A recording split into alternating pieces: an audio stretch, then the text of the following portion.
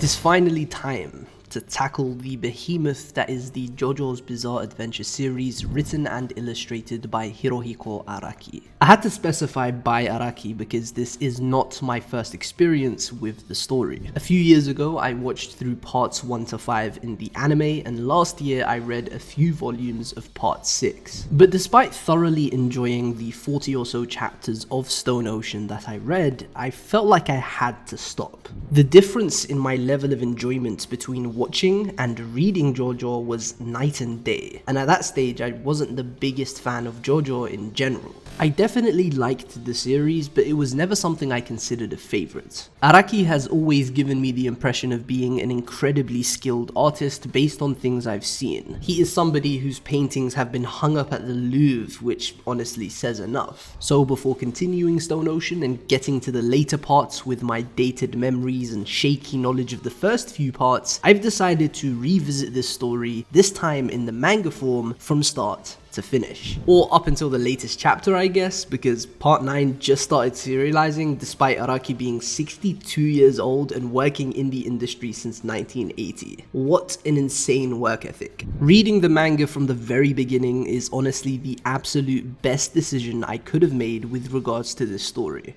I'm a manga guy. I love reading, I love creative paneling, I love epic action spreads and awesome backgrounds, just to name a few things. I love good artwork, and in this first part alone, there is no shortage of amazing artistry. And given how long Araki has been an active mangaka, as well as many things I've heard over the years, I'm sure the journey of his artwork slowly evolving over time is going to be an absolute pleasure to follow. I can only imagine how good the later parts look, especially since the style of what I've read in part 6 and the style of part 1 is noticeably different. This story is an icon of manga culture. Araki is a genuine Hall of Famer within the industry, and by virtue of that fact alone, I've always wanted to read through this series from start to finish. JoJo is one of the most ambitious projects I've ever seen a storyteller undertake, even just at face value. It has been 35 years, 9 separate parts, 9 different protagonists, and he's still going strong. With this incredible structure of separate protagonists and even separate narratives that function alone but still feed into the others, coalescing to form a complete, cohesive body of work. Araki's magnum opus, his life's work,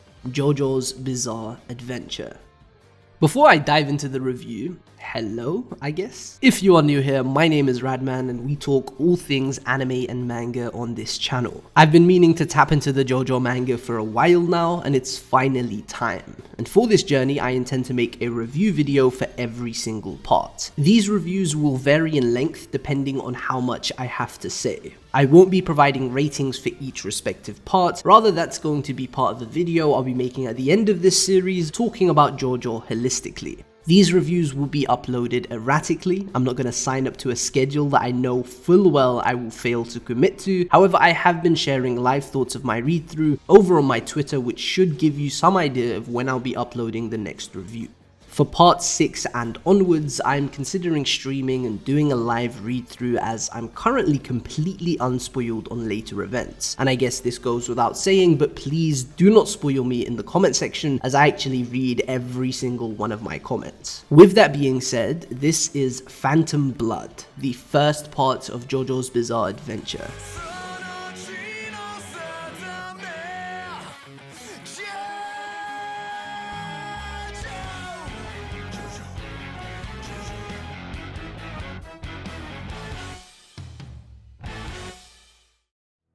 Our story begins in 19th century England, and if you haven't already noticed from my accent, I live in London. This made the experience a little funny throughout. Seeing Jonathan covered in the Union Jack, or him visiting Whitechapel District, an area I've been to countless times, was pretty surreal. It's a very cool feeling to see a local area in a fictional story, especially one you don't think much of. But of course, this is the 1800s, and a very different setting to the one I know and live within. This is a much darker version of London.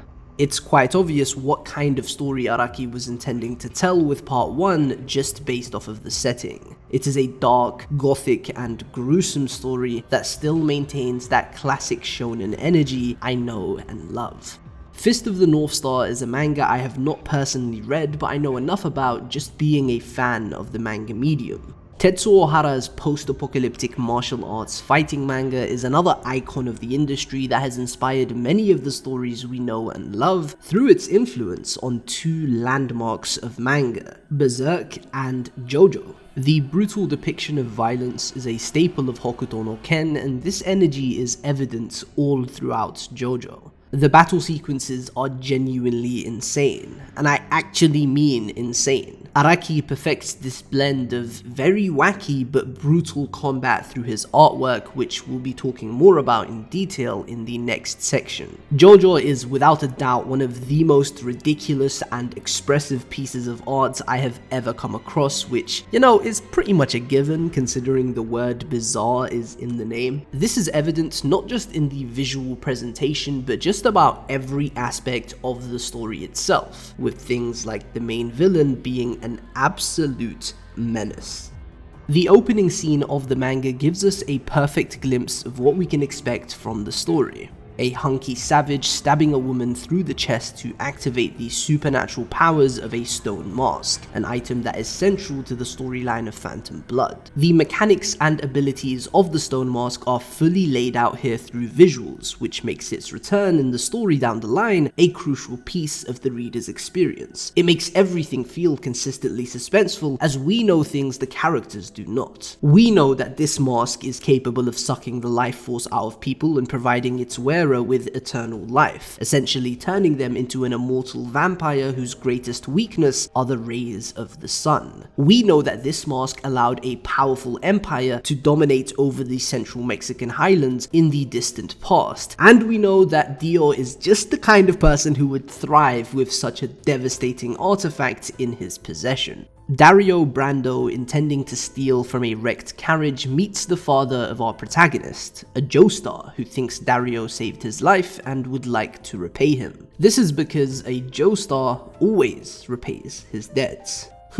I feel like I've heard that somewhere before. 12 years pass and Dario is on his deathbed as he tells his son Dio to go to the Joestar family to claim the debt that he is owed. Dio is adopted into the family, and that gives us the main storyline of Phantom Blood. It's very clear, off rip, like right from the jump, that Dio is not normal. I mean, this guy spits on his dad's grave in his first real scene of the series. And yeah, we have every reason to believe Dario was a terrible father, but through this act, it's clear that those negative traits of his passed on to his child, who has nothing but savagery on his mind. He intends to milk the Joestar family for everything they're worth and become the richest man, which coincides very efficiently with the setting of the story. This is England in the 1800s, the time of the Industrial Revolution, a time where the world was going through its most monumental shift in human history at that point, a time where peasants finally had a real chance at wealth and becoming a nobleman, with this thirst for the riches taking everybody by storm, not just Dio.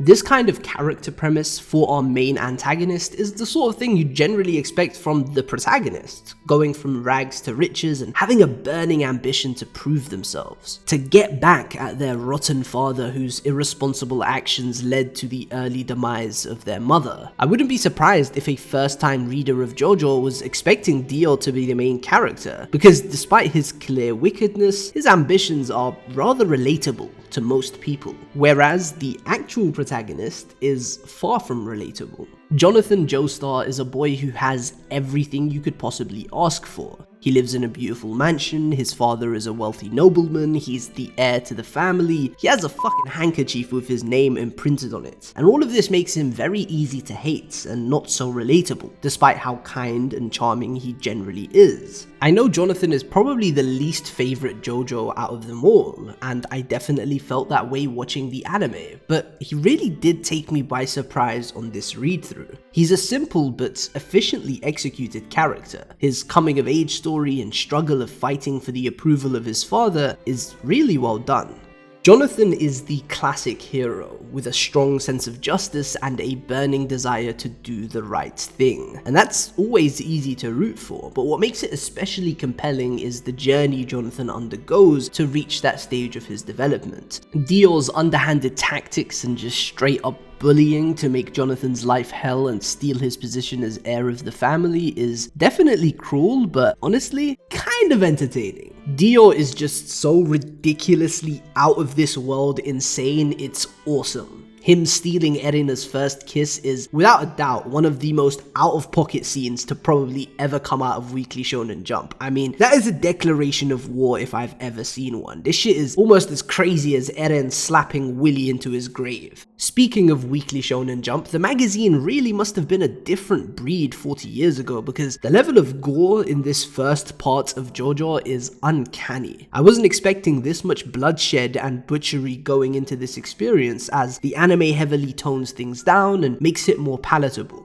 But it shouldn't be palatable. There is a constant dark gothic atmosphere throughout, and you should be feeling uneasy experiencing this part. Phantom Blood kind of feels like a Robert Louis Stevenson novel, like A Strange Case of Dr. Jekyll and Mr. Hyde, a gothic horror set in 19th century England, like something I had to study in school for my GCSEs. I'll be perfectly honest, besides Jonathan and Dio, I didn't find the cast of Phantom Blood to be particularly impressive. I did enjoy Speedwagon and Zeppedy's screen time, but none of it was really memorable or impactful for their individual development, but rather the impact they have on Jonathan, which isn't a bad thing. I actually appreciate how Araki focuses primarily on the two main characters of this part and puts all of his efforts into fleshing them out. Speedwagon is very entertaining, and the same can be said for Zeppedy, whose death is fantastically done. Araki fully capitalizes on this moment to strengthen and further Jonathan's character. Zeppedy is also used as a means to introduce Hamon into the story, the power system I almost forgot existed. And I like how this is done because it doesn't feel plot devicey or random. Zeppedy's motivations are well established through his backstory, and his purpose in the narrative extends far beyond just teaching Jonathan about Hamon. This ability, Hamon or Ripple, is rather interesting. It provides some very cool thematic value to the protag-antag dynamic, Jonathan the sun and Dio the moon. Hamon is an energy used in ancient martial arts that utilizes the user's breathing to manifest ripples that are identical to the energy of the sun. These ripples are capable of performing various supernatural feats, from healing injuries to destroying the undead to even manipulating living beings. What's interesting about this is that it exists in polar opposition to the energy exerted by Dio, the vampire associated with the night, the moon, completely vulnerable to the rays of the sun.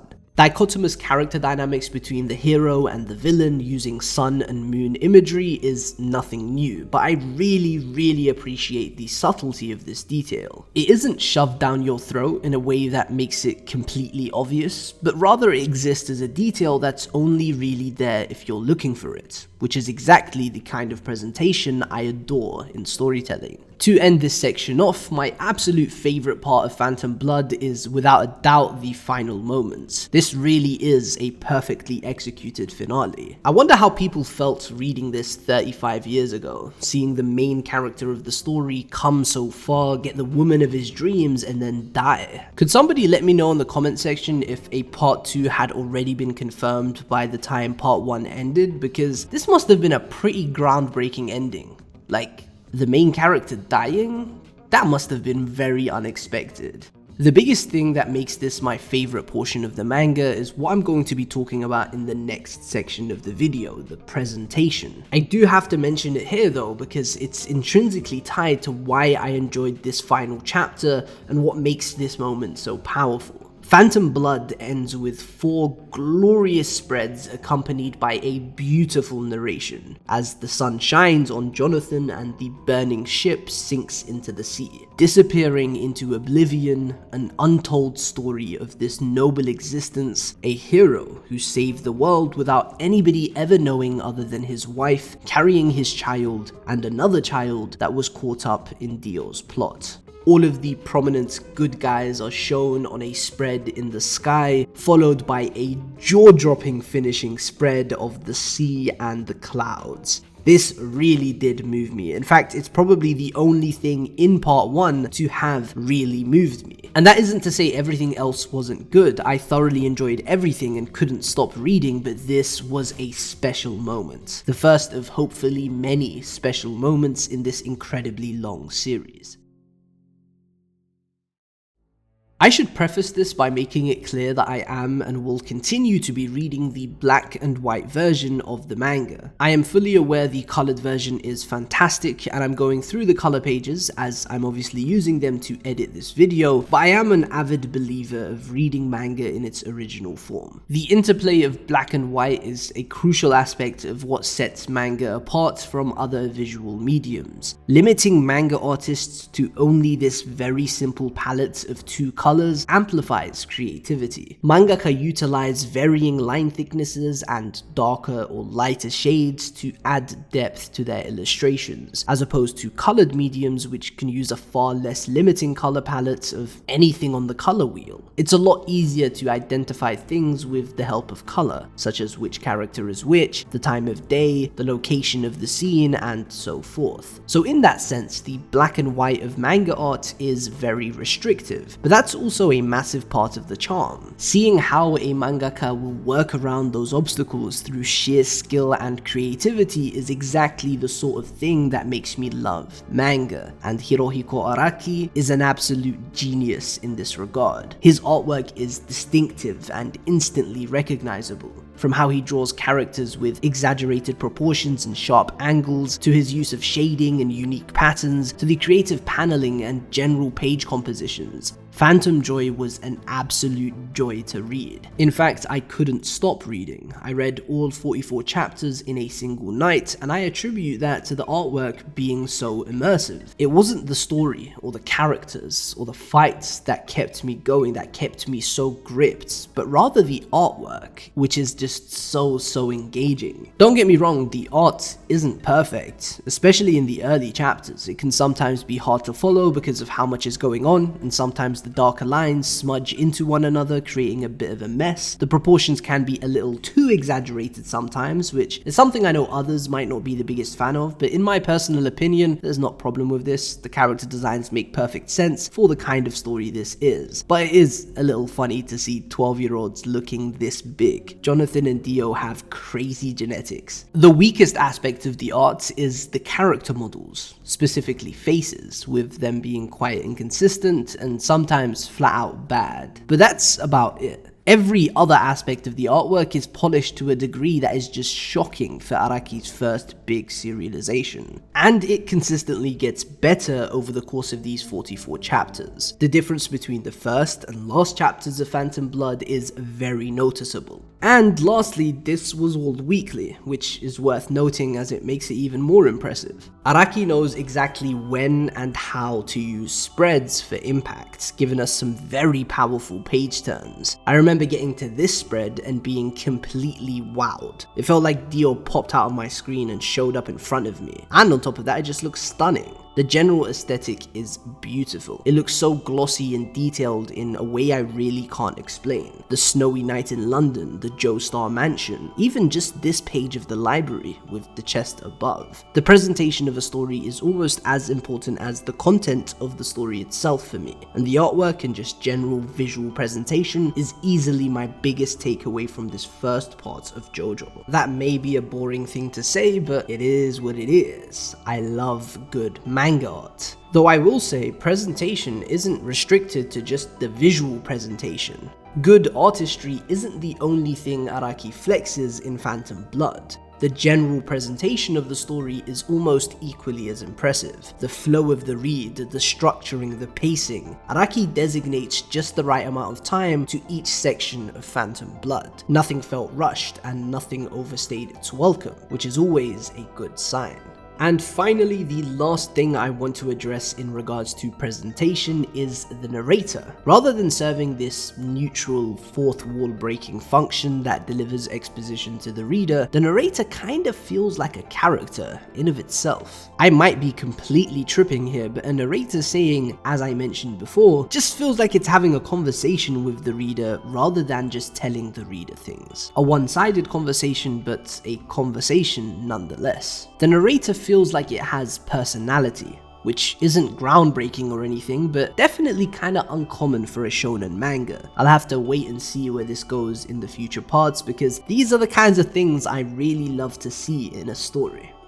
Phantom Blood serves as a very powerful hook to the series of JoJo. I have been itching to read part 2, but I had to finish writing this script before I started conflating my thoughts on the first 2 parts. I had a great time reading this, and I can't wait to see everything else in store for the rest of the series. As I said, my memory of parts 1 to 5 is pretty shaky. I remember the very key details like Jotaro vs Dio, or how much I loved Kira in part 4, but the actual nitty-gritty of things is completely lost on me. I've also been told that the anime adaptation cuts a decent amount of content from the manga, so there should be some completely fresh material for me to enjoy. More than anything, I'm very excited for stands, as it's a power system I can't say I fully understand. I think part 3 is when stands were introduced, so that's currently my most anticipated thing to revisit. But yeah guys, that's about it for this review. I hope you guys enjoyed this first review and continue to follow me along on this journey. Thank you very much for watching, and I'll see you guys next time for the 69 chapters of Battle Tendency.